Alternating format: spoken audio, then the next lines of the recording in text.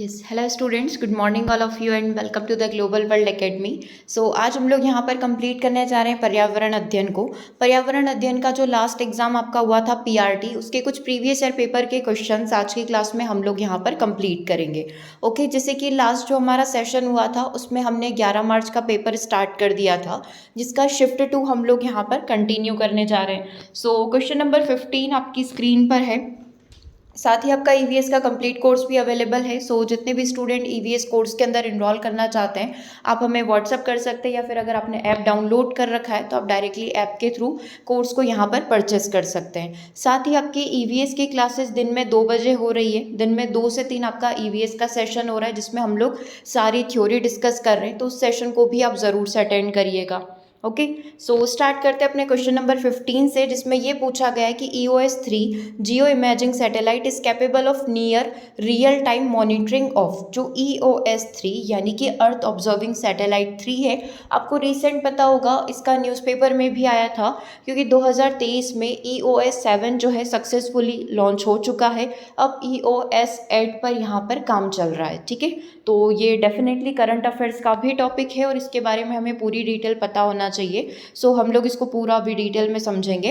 एक भू इमेजिंग उपग्रह लगभग किसके वास्तविक समय की निगरानी रखेगा? तो साइक्लोन की भी रखेगा और फ्लड की भी रखेगा। बेसिकली ये अर्थ पर जितनी भी एक्टिविटीज़ यहाँ पर हो रही है, बाढ़ वगैरह आ रही है, फसलों से रिलेटेड, वनों जंगल से रिलेटेड, सबका ऑब्जर्वेशन करेगा, इसीलिए इसका नाम EOS है। ठीक है, अर्थ ऑब्जर्विंग सैटेलाइट। तो ऑप्शन नंबर 1 आपका करेक्ट हो जाएगा। ये इस तरीके का सैटेलाइट है, इसकी टेस्टिंग यहाँ पर चलती रहती है। और EOS-8 जो है वो सबसे छोटा सैटेलाइट जो है अब लॉन्च होने वाला है। ठीक है, ये आप EOS-3 के बारे में प्रीवियस क्लास में भी पढ़ चुके थे कि प्राकृतिक आपदा, जल निकाय हो गया, फसल हो गया, वनस्पति हो गया, वन आवरण हो गया, इन सब का क्या करेगा? मॉनिटरिंग करेगा। तो अब जो मेन चीज़ हमारे काम की है, EOS-8 आप यहाँ पर देख सकते हैं। ठीक है, तो सबसे पहला देखना क्या है SSLV-D3।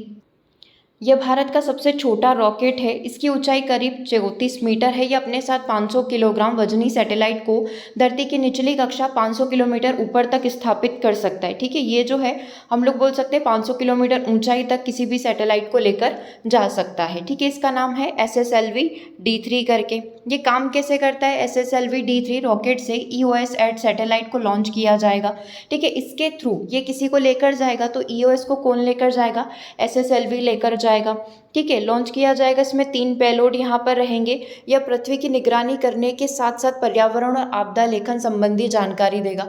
मान लो न्यूज़पेपर में आपने ये वाली न्यूज़ यहाँ पर पढ़ ली होती और सेम चीज़ आपको एग्जाम में दिख गई होती, तो कितना सही होता कि 1 नंबर आपको मिल जाता आपकी अवेयरनेस के लिए। क्यों? क्योंकि आप न्यूज़पेपर पढ़ते हैं। ठीक है, ये दैनिक भास्कर की ही न्यूज़ है। कितना लंबा ये मिशन चलने वाला है? किसका? EOS-8 कितना लंबा चलेगा? ठीक है, तो इस स्पेसक्राफ्ट को साल भर चलने वाले मिशन के लिए डिज़ाइन किया गया, मतलब पूरे साल भर ये चलेगा।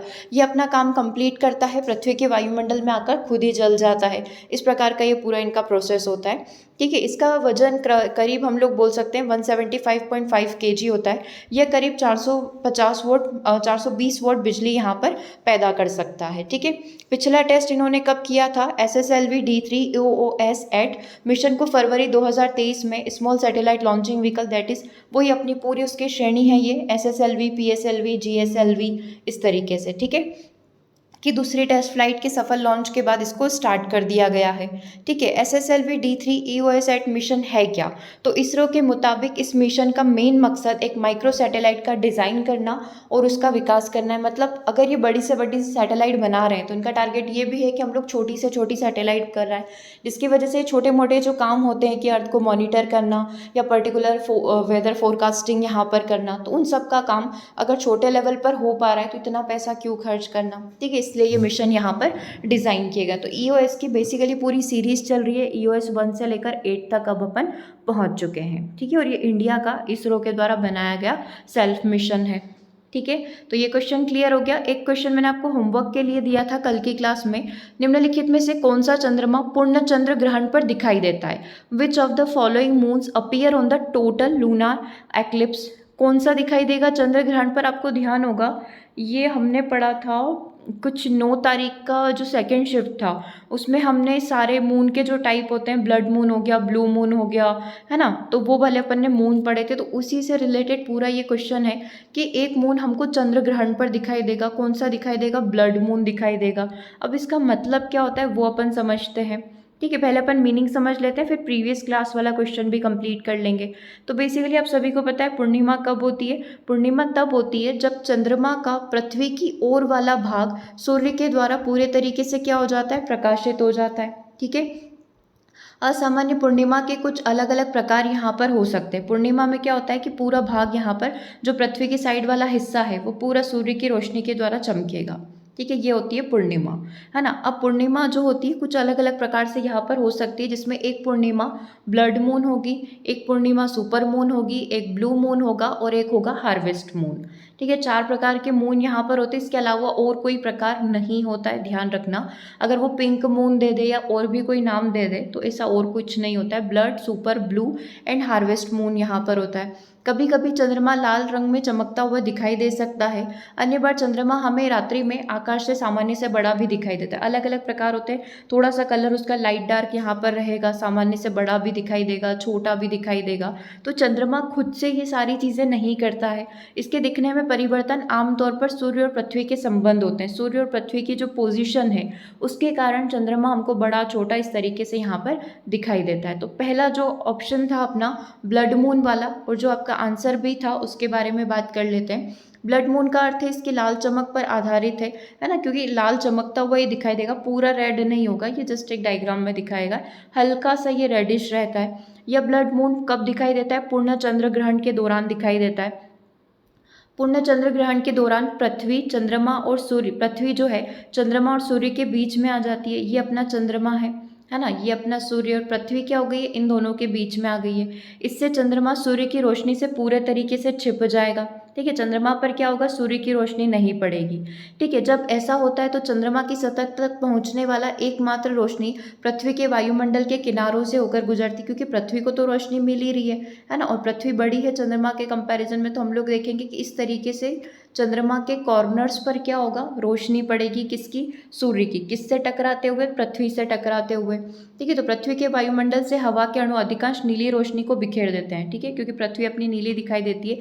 शेष प्रकाश लाल चमक के साथ चंद्रमा की सतह पर परावर्तित हो जाता है, जिससे चंद्रमा रात में आकाश में लाल दिखाई देता है। कभी कभी इसे ब्लड मून के नाम से भी इस्तेमाल किया जाता है, जो कि आसमान में धूल, धुएं या धुंध के कारण आपको दिखाई दे सकता है। आइडियल तो ये सिचुएशन होती है कि पृथ्वी की सतह से रिफ्लेक्ट होकर चंद्रमा के कॉर्नर्स यहाँ पर चमकने लग जाते हैं। ठीक है, और दूसरा ये कि यहाँ पर कभी कभी धूल धुएं के कारण भी हमें आसमान में जो चंद्रमा है वो रेड दिखाई देने लग जाता है। ठीक है, दूसरा जो ऑप्शन था आपका सुपर मून था। सुपर मून हमें रात के आसमान में सामान्य से बड़ा चंद्रमा दिखाई देगा। बेसिकली सिंपल सा रीज़न है कि वो हमारे क्लोज है।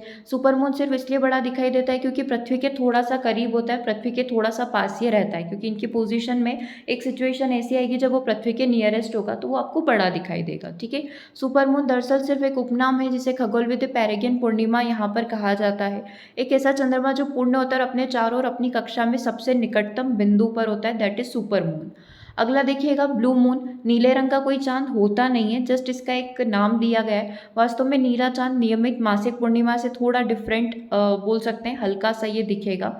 ब्लू मून इसलिए खास है क्योंकि हर 4 पूर्णिमा वाले मौसम में अतिरिक्त चंद्रमा होता है। अतिरिक्त चंद्रमा कैसे, ऐसा आमतौर पर हर 2.5 साल में दिखाई देता है। हर 2.5 साल के बाद आपको ब्लू मून होगा, क्योंकि एक प्रकार से ये हम लोग बोल सकते हैं इस प्रकार की ये पूर्णिमा आती है। ठीक है, अपन इसको दूसरी पूर्णिमा के लिए भी यहाँ पर प्रयोग कर सकते हैं। हर 2.5 साल में आपको एक बार ये दिखाई देगा, एक एक्स्ट्रा पूर्णिमा हम लोग यहाँ पर कह सकते हैं। ठीक है, 4 पूर्णिमा के बाद एक एक्स्ट्रा पूर्णिमा जो लगती है उसको हम लोग ब्लू मून नाम यहाँ पर देंगे। ओके, चलिए अगला जो होगा अपना हार्वेस्ट मून होता है, शरद चंद्र इसे हिंदी में कहा जाएगा।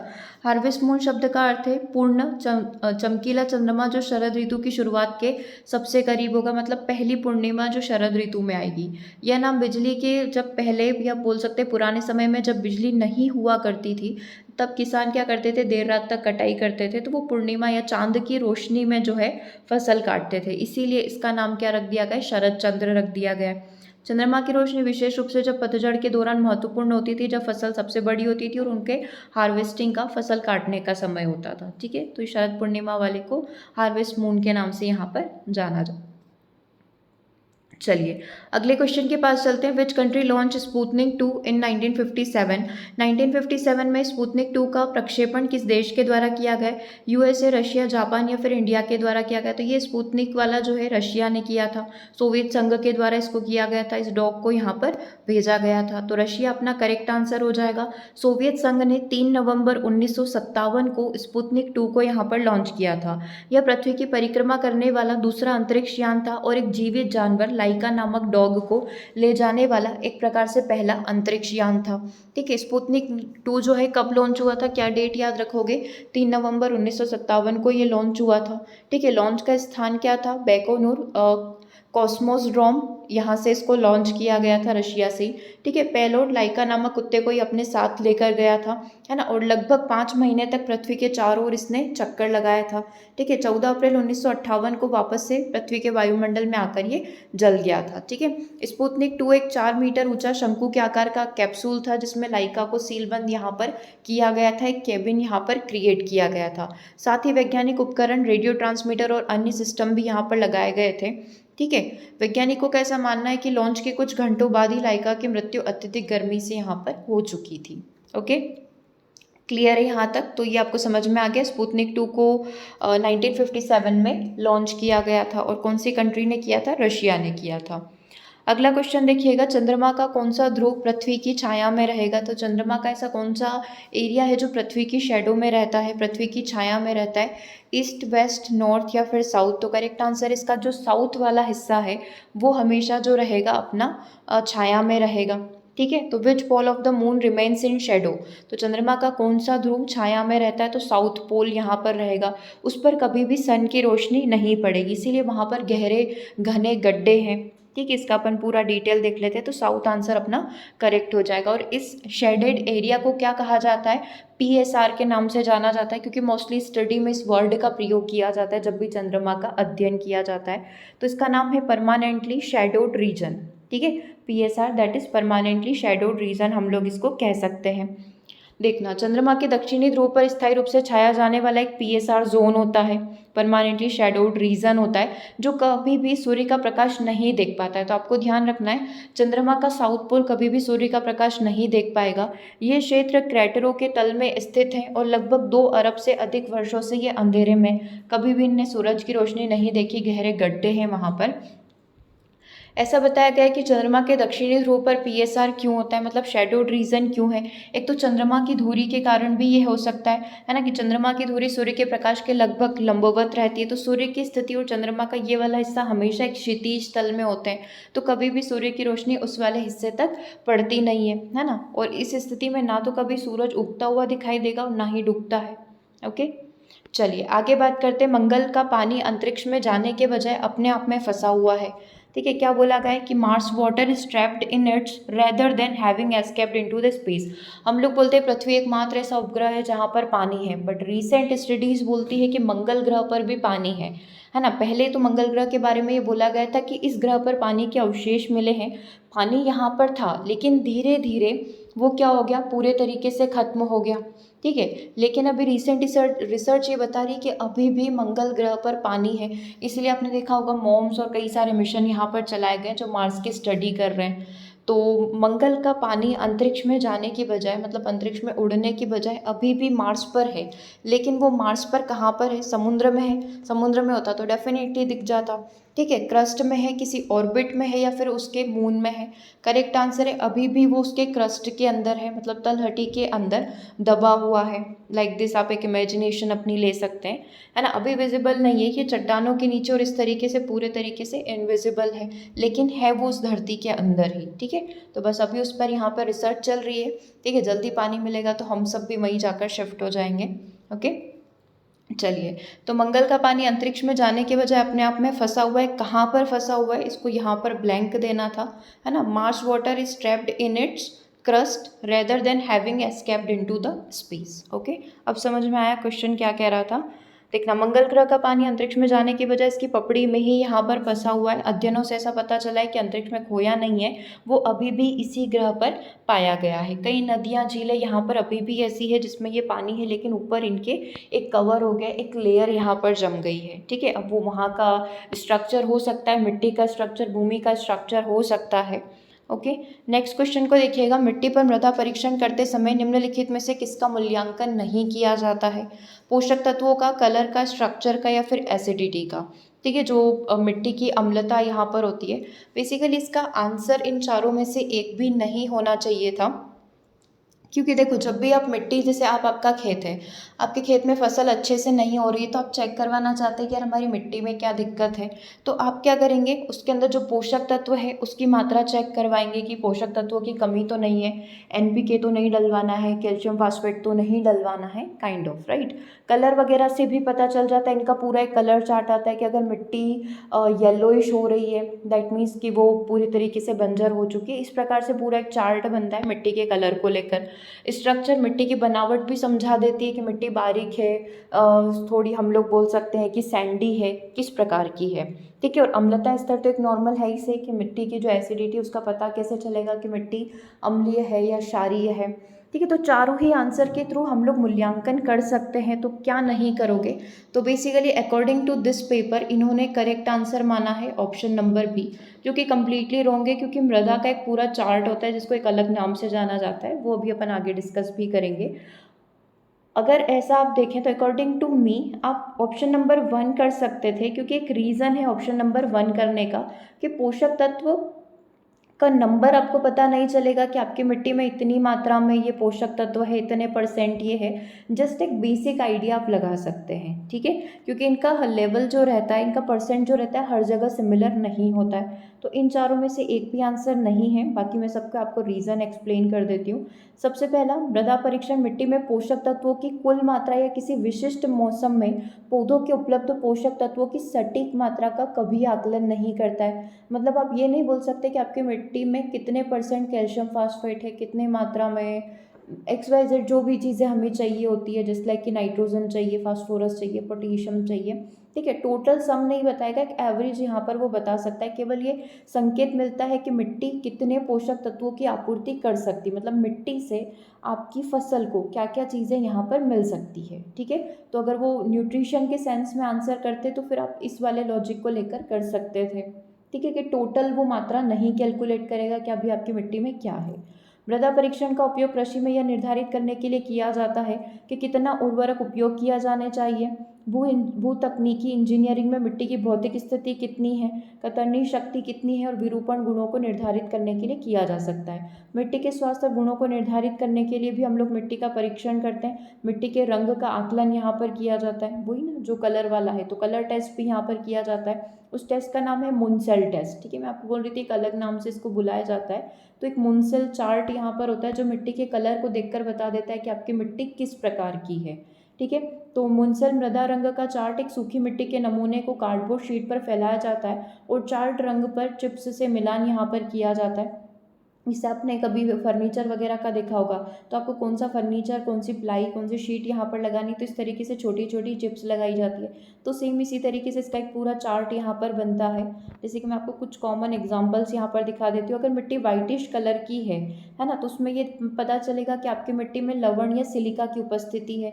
अगर मिट्टी लाल रंग की है तो लौह तत्व यहाँ पर उपस्थित है। अगर भूरे और काले रंग की है तो कार्बनिक स्तर के स्तर और प्रकार को ये इंगित करेगा।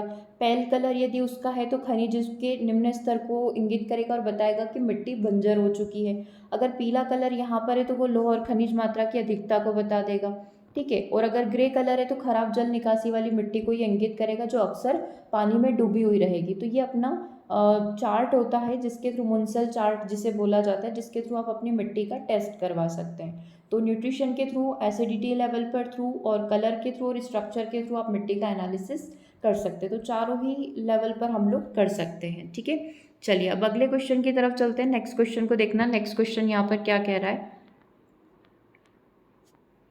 निम्न में से कौन सी मिट्टी को बार बार गीला करने और सुखाने पर अपरिवर्तनीय रूप से कठोर हो जाती है? अगर मिट्टी आपकी बार बार गीली हो रही है, बार बार सूख रही है, तो ऐसा करने पर वो मिट्टी क्या हो जाएगी, बहुत हार्ड हो जाएगी। मतलब उसके ऊपर एक लेयर बन जाएगी, जैसे आपके साथ सीमेंट के साथ होता है ना, कि एक बार वो सूख गई तो फिर उसको आपको निकालना ही पड़ता है, आप उसका शेप वगैरह चेंज नहीं कर सकते। तो इसमें से कौन सी मिट्टी ऐसे होती है? तो आपने शायद अगर इस चीज़ को कहीं पढ़ा हो तो लैटेराइट के साथ ये दिक्कत होती है। अब ऑप्शन में आपका लेटेराइट है नहीं, तो क्या आंसर करोगे? सल्फाइड है, पेट्रोकैल्सिक है, पेंथाइट है, या फिर एल्फिसोल है? तो बेसिकली हमारी उस मिट्टी के अंदर पाया जाने वाला एलिमेंट पेंथाइट, पेंथाइट की वजह से ऐसी सिचुएशन यहाँ पर क्रिएट होती है कि सूखी पपड़ी इसकी बन जाती है। फिर वो मिट्टी पौधे उगाने लायक नहीं बचेगी। वह मिट्टी जो बार बार गीला करने और सूखने पर अपरिवर्तनीय रूप से कठोर हो जाती है, मतलब आप उसमें चेंजेस नहीं कर सकते, लेटेराइट मिट्टी कहलाती है। अब लेटेराइट मिट्टी के अंदर प्लिंथाइट पाया जाता है, जिसकी वजह से उसमें कठोरता, हार्डनेस आ जाती है। लेटेराइट मिट्टी में उच्च मात्रा में आयरन ऑक्साइड पाया जाता है, जो गीले और सूखे परिस्थितियों के बार बार चक्रों में संपर्क में आने के कारण आपस में चिपक जाते हैं, जिससे कठोर परत बन जाती है, जिसको भेदना मुश्किल हो जाता है, जिसको प्लिंथाइजेशन की प्रोसेस के नाम से जाना जाता है। ठीक है, और बेसिकली अगर आप इसकी संरचना देखना चाहें तो मुख्य रूप से आयरन ऑक्साइड और काओलिनाइट की ये बनी हुई रहती है। गीली होने पर ये नर्म हो जाती है, लेकिन बार बार अगर यही प्रोसेस हो रही है, गीली हो रही है, सूख रही है, तो ये कठोर लेयर यहाँ पर बना लेगी। ठीक है, कृषि पर प्रभाव, लेटेराइट मिट्टी का सख्त होना जड़ों के विकास और फसल की वृद्धि में काफ़ी बाधा यहाँ पर डालेगा। ठीक है, क्योंकि अगर वो एक बार लेयर सूख गई, क्योंकि ऑब्वियस सी बात है कृषि में आप यहाँ पर सिंचाई वगैरह करेंगे, तो कुछ समय के बाद अगर ये बार बार चक्र रिपीट होगा तो वो मिट्टी कड़क पड़ जाएगी। फिर ज़मीन के अंदर जो हवा का आना जाना होगा, पोषक तत्वों का जो ट्रांसफ़र होगा वो नहीं हो पाएगा, तो कृषि डेफिनेटली अफेक्ट होगी। नेक्स्ट क्वेश्चन को देखना, निम्नलिखित में से कौन सा सिंचाई की पारंपरिक विधि नहीं है? मोट है, ढेकली है, रहट है, या फिर स्प्रिंकल है? एनसीईआरटी की बुक में आपने सबके डायग्राम भी देखे होंगे, तो छिड़काव तंत्र जो होता है, स्प्रिंकल सिस्टम जो होता है, फव्वारा प्रणाली, वो हमारी पारंपरिक नहीं है, आधुनिक है। बाकी तीनों मोट, ढेकली और रहट किसके अंदर आ जाता है? पारंपरिक के अंदर आ जाता है। ठीक है, ये आप देख सकते हैं मोट में इस तरीके से कूली के थ्रू यहाँ पर किया जाता है, चेन पंप में पूरा चेन के थ्रू जो है बाल्टियाँ लगाकर ये इस तरीके से सिस्टम होता था। ये आप यहाँ पर देख सकते हैं, ये अपना ढेकली सिस्टम है। ठीक है, इस तरीके से ये लकड़ी से बांधकर जो है पानी का पूरा सिंचाई करके और इस तरीके से एक नाला बनाकर जो है पानी को फ्लो करवाया जाता था खेतों के अंदर, और ये बेल के थ्रू करवाई जाने वाली। ओके, क्वेश्चन नंबर 23 को देखिएगा, ओलंपिक में पदक जीतने वाली पहली भारतीय महिला कौन थी? सिर्फ मेडल लिखा है, गोल्ड सिल्वर ऐसा कुछ मेंशन किया नहीं है। तो पहला मेडल जो जीता था कर्णम मल्लेश्वरी ने यहाँ पर जीता था 2000 में, सन 2000 में इनके द्वारा ये जीता गया था। कौन सा मेडल जीता था? तो ब्रॉन्ज मेडल जीता था। ठीक है, तो कर्णम मल्लेश्वरी आपका करेक्ट आंसर हो जाएगा।